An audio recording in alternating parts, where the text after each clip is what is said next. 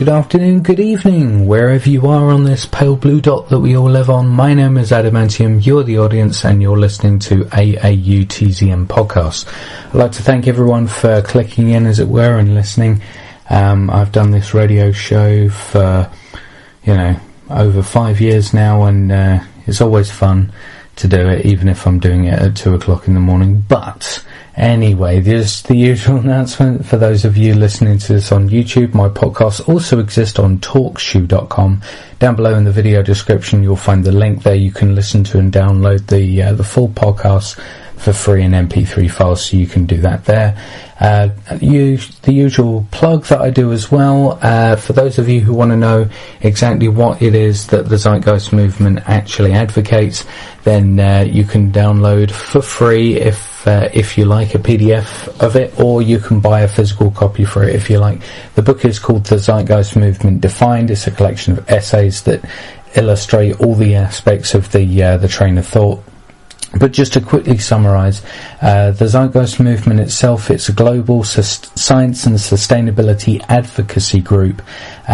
We advocate a train of thought that is really comprised as the application of the scientific method to social and environmental concern. That is really the train of thought. It's really, about the train of thought itself, not any kind of institution. Whether the Zeitgeist Movement, the goal of the Zeitgeist Movement is not to need to exist anymore, and and ultimately it doesn't matter what any individual activist who identifies with the Zeitgeist Movement may personally advocate, even if they're pseudo-scientific views, even if this person happens to be the founder of the organisation. That does not change what the Zeitgeist Movement itself is supposed to represent, which is an acknowledgement of an emergence and a culture of people who want to respect that emergence in natural law and help create a society that is also emergent along with the universe in which we live, as it were. But if you want to find out that, go to www.thezeitgeistmovement.com/orientation, and there you can find how you can get hold of it. If you want a physical copy, then you can buy one for, I think it's like 5, 6 or 7 quid or something like that. Pretty good. I myself, I got a copy from a Z-Day event for £5. But you can also download a PDF of it completely for free. So if you've got one of those tablet things, you can download it onto that or whatever. But yeah, there's that. Personal announcement. The film that I've been doing recently, and nearly coming to completion, it's called Chapter 3 Threshold. It's basically the third of a series of a trilogy of short films that I've been doing. You can find these all on my YouTube channel, by the way, youtube.com/AAUTZM. But as for this third and final one, I've reached the point where I'm able to, write the lyrics for the song that's going to appear in the film. So I'm getting near the end now. I'm so sorry this has taken so long, but I'm getting there. It's a case of writing some lyrics. And some harmonies, sending them off to Sheena so she can do her magic, and then I'm going to send it all off to Ray Sec, and he's going to rip it up and make it all cooler. But there's that. I should expect to have my part of that done within about maybe a month or so. I'm not entirely sure, but I'm hoping to have something interesting for the Zeitgeist Media Festival next year, which is, keep that in mind for later. Anyway, moving on. Z-Day is fast approaching. For those of you who aren't aware, Z-Day or Zeitgeist Day is a global event comprised of simultaneous conference/symposium events to present and discuss sustainable ideas. That's basically what the idea of it is, and it's put on by the Zeitgeist Movement itself. But this year, the main event is in Berlin, Germany on March 14th. So keep an eye out for that. There's probably going to be a live stream. I myself, I'm going to be watching the live stream. But for more details about Z-Day in general, including links to prior presentations and how to get involved, go to www.zdayglobal.org. But one more announcement on the Z-Day front. For those of you in or around London, the London chapter are soon going to be discussing their Z-Day event in a TeamSpeak meeting on March 9th. Okay, this is going to be hosted by our good friend David Dan. The event itself is going to be a little while after March, so we've got plenty of time to plan. So if you want to be part of that conversation on March 9th, then TeamSpeak is easy and free to download, and you'll need a couple of details to log into that particular server, because essentially TeamSpeak is just it's like imagine like an internet chat room. You've got loads of different rooms and stuff like that. It's like that, but it's a voice chat thing as well as text. So the meeting's going to be taking place on there. If you Google online TZM UK meeting with London Z-Day 2015 announcement, you'll find out what you need. That's the name of the event that David created and put up on Facebook, and it's got like the login details on there. But yeah, that's that. Also in regards to the London chapter meetings, we've been having more regular meetings now for transparency and educational, and I dare say also comedic purposes. I am recording them, and when I can attend. But if I can't, then someone will need to record them for me. And they're now going into a public Dropbox folder where anyone can get a copy. I will put the link to this Dropbox folder in the description section for this podcast. So on YouTube, you'll see it in the video description, and on TalkShoe, you'll see it in the I think it's the information bubble thing. But I've also posted it on TZM UK official on Facebook. If you type that into that's the URL for the UK official TZM group. But yeah, I'll post it on there. Okay, so now to sponsors. It is my unfortunate task to inform you that Crystal Clear Conscience is now no longer our sponsor, since quite a few people took advantage of my offer, and apparently it's backfired. As a result, more people than they initially anticipated were making use of the bad conscience projection rather than the good.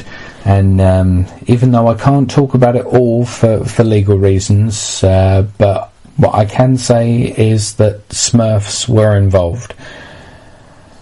It's quite horrific. So this is rapidly being swept under the carpet as we speak, so that's that. So this podcast is brought to you by Chip Itch. When your government implanted RFID chip reprimands you for thinking for yourself, so it sends the nerves around it haywire, resulting in itching.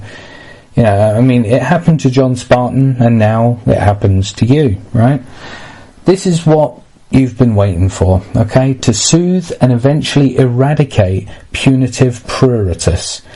The cream itself, it's really, really awesome. It's actually made from the tears of Fox News presenters, distilled to their most potent inner recognition of self-hatred, sensationalism, deception, and fear-mongering. And it's taking the activist world by storm. Okay, seriously, everyone's using these. So be sure to get your tube and finally unleash from those shackles. Okay, so visit www.chipitch.com/offer and type in the code name Sheep No More, all one word, and you'll get a lifetime supply for just half the price. So come on, guys, get them in. This podcast is also brought to you by my entrusted triad of sponsorship, providing the points of preservation that keeps this podcast show afloat and coming to you free every single month without fail. My triad right now consists of Russell Brand, Green Party MP Caroline Lucas, and Sir Patrick Stewart.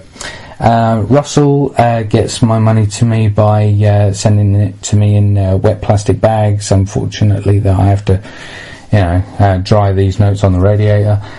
Caroline sends me money via carrier pigeon, but they have to wear Kevlar vests because my neighbour keeps shooting the pigeons down. And Sir Patrick, he actually beams me my money. He actually uses a 3D printer that's actually called the Replicator. Look it up. There is actually a 3D printer called the Replicator. Yeah, he beams me money through that, but sometimes it, doesn't, appear at a specific place. Sometimes it appears half into my wall. But essentially, they have all agreed to co-fund this podcast until they can each spare at least 10 minutes on the show to talk with me about science and sustainability as applied to society. That being the ultimate fulfillment of their role, and they're free to go. Their role being filled by a new contributor. So, cheers guys for sponsoring. And ladies and gents, be sure to also message, tweet, email, text, smoke signal, whatever you got to do to thank these individuals for sponsoring the show. The more we thank them, the more likely they will be to actually come on to talk to us. So, that all out of the way, ladies and gents. Sorry it took so long. The show topic at hand, the Q&A on the train.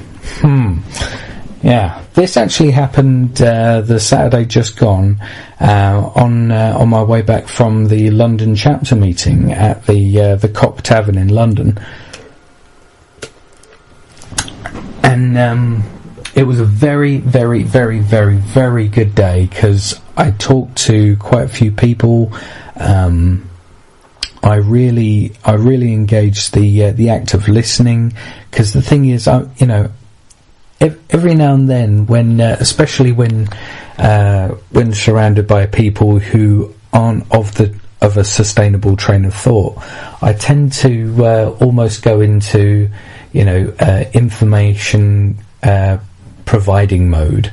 Sometimes, if there's a topic at hand that needs to be dealt with in discussion, and the people around me don't seem to be getting quite to the point, I tend to try and offer my insights into that sort of thing. And I found that I find myself also doing it when I'm around TZM activists, and I keep having to tell myself, no, Adam, dude, he's on your wavelength, don't worry about it. But yeah, it was a very interesting day. I realised that if I listen to people more than I say things to people, then I'm actually taking on more information from a similar train of thought that can also refine some of my views. There's a time for me to actually, educate other people with the insights that I have. But, because you have a podcast, you do other. I'm talking to myself while talking to you guys. It's really weird. But yeah, I've got an active communication role already. So whenever I meet with people, I need to calm down on the educating and take in more information myself. But that aside, it was a really good meeting. I recorded it, and it's up on the Dropbox thing. So yeah, I mean, I was left feeling really determined to keep on with what I was doing. It was energizing in that sense. It was affirming to know that there are other people out there who are also dedicated to the idea of spreading a sustainable train of thought and trying to move the zeitgeist, as it were. That's why the zeitgeist movement is called the zeitgeist movement, because that's what it's about, moving the zeitgeist. But yeah, it was just so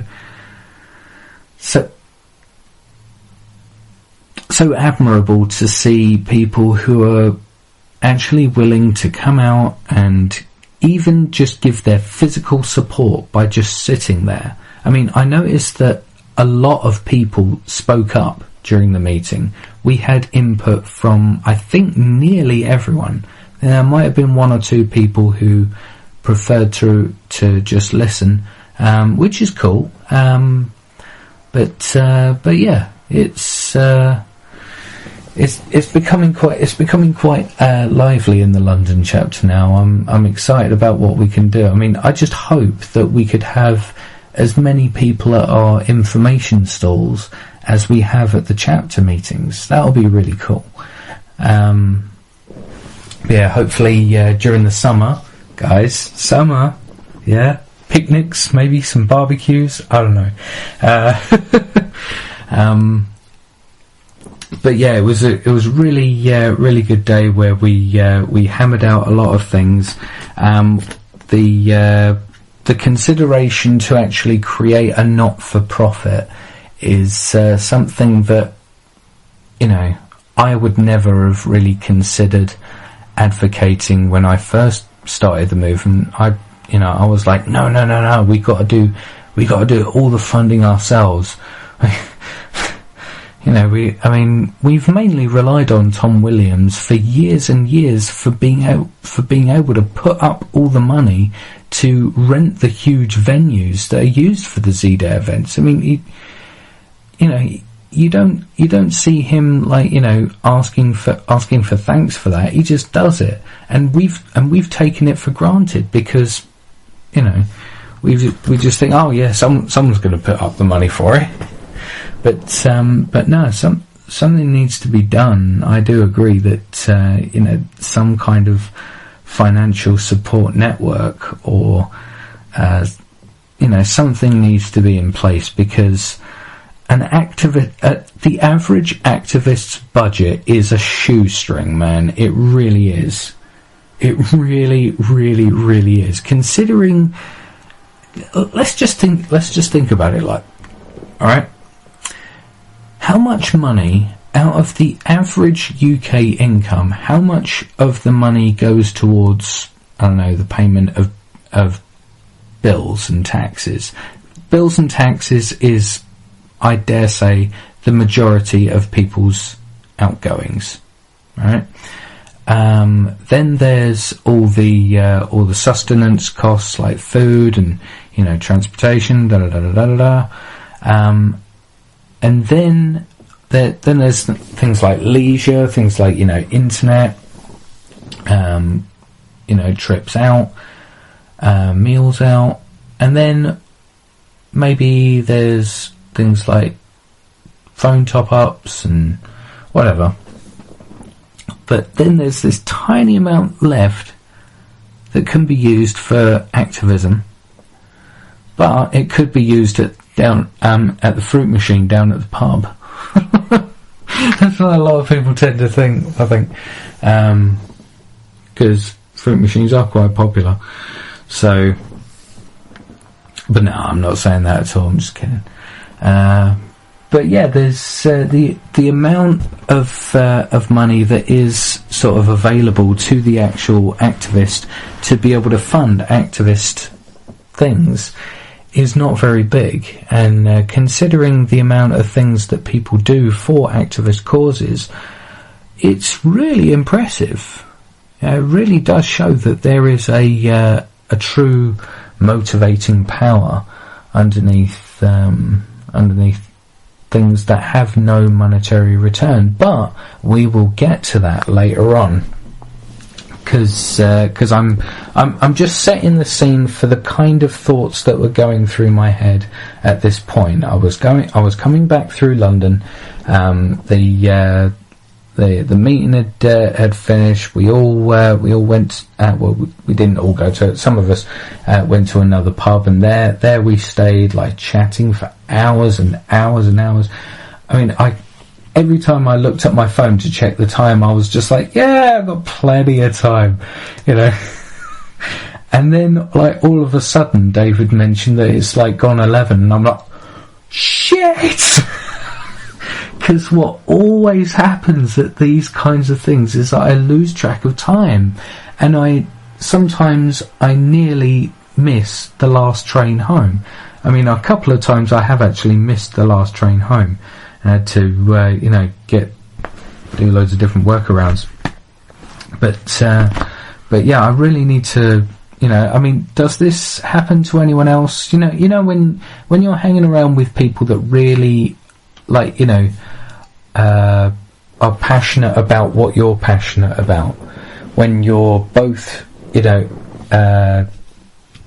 sort of really exchanging information, I mean, you're educating each other to a certain degree, you're showing each other. I mean, a lot of the time, especially if you're both activists for the same cause, then you're really showing each other different angles to the same thing, right? Which can be really, really helpful, because maybe there's something in particular that you're trying to wrap your mind around, and you're say, for example, you're trying to explain it, and you've got this. I mean, a lot of times I start out with these big, long, convoluted explanations for things, because as I'm explaining it, I'm trying to patchwork together my actual understanding of it. And the more I get to understand it, the more I can make the explanation concise. But sometimes you can't create that conciseness, if that's a word. You can't create that if you're only thinking about it from one or maybe a couple of other different angles of looking at it that aren't doing anything to help you understand it. Sometimes there's a particular angle that you look at something and you go, and it helps you cut through loads of other stuff to create a better paraphrasing that better describes it. So, I mean, that's really interesting, but also it's interesting to have, like, non TZM activists at TZM events, because it provides not just another angle on that train of thought, but another angle on that ballpark of thinking. Think how much that person's insights, if you just consider them, are they worthy of consideration on the information's merit? That's the thing. You're listening to a person, but you're considering their information, and whether you agree with them or not is not dependent upon their personality, or, I guess, in a sense, their manner of communication isn't important in regards to the truth value of the information, but their manner of presentation does have influence on their credibility and da. But we will get to that in a little bit.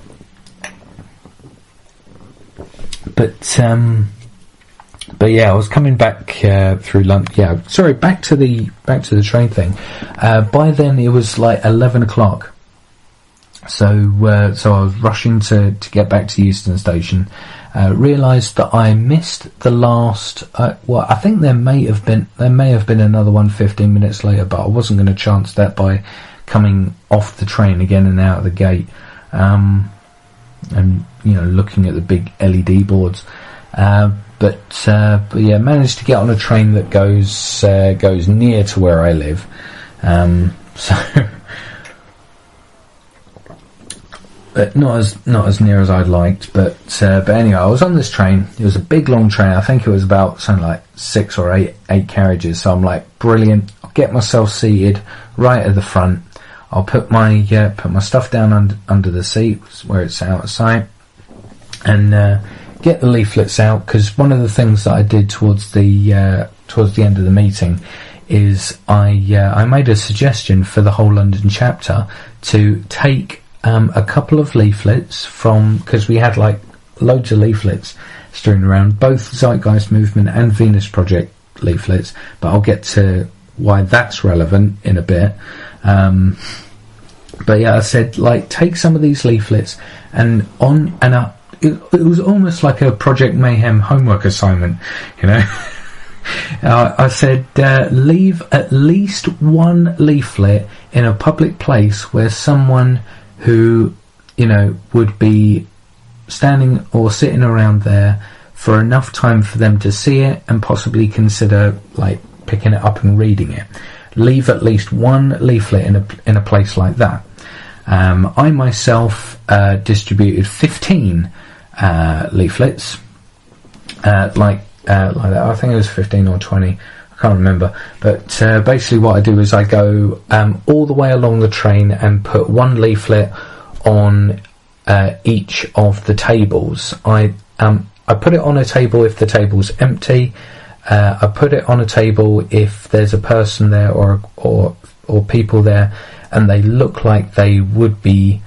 They might read it. Like, you know, if they're reading a newspaper, then I might just put it down on a table. But if it's clear that they're not going to be reading anything else,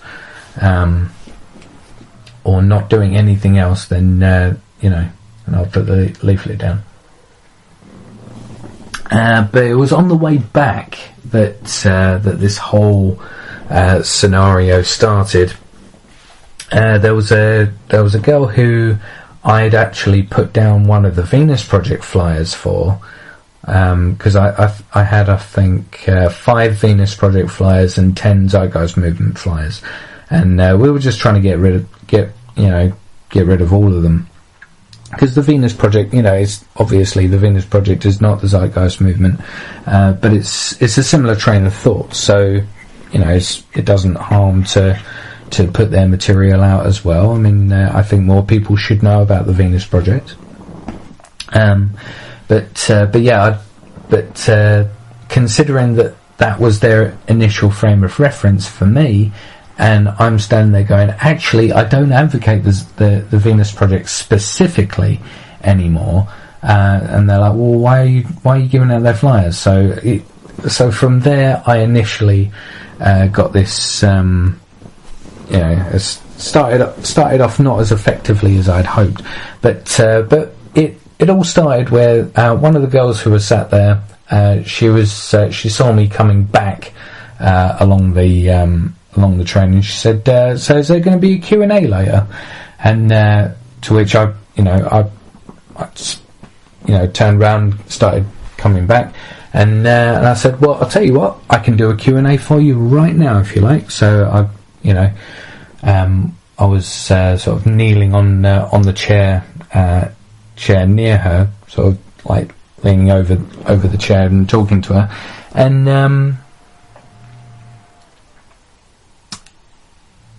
what was sorry, I just lost my train of thought. Lost my train of thought for an event on a train.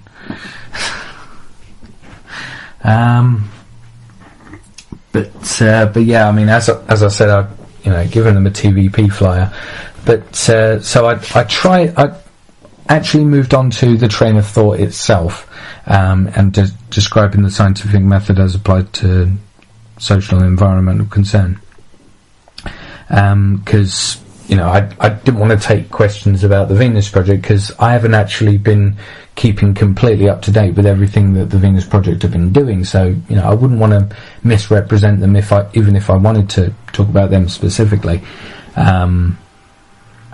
But yeah, basically it took about maybe 5 minutes or so, on and off, like taking little questions of clarification, but I described the train of thought briefly, I think, quite well, to which I was asked the question, how is that different to communism? To which I responded, which form of communism? There's different forms of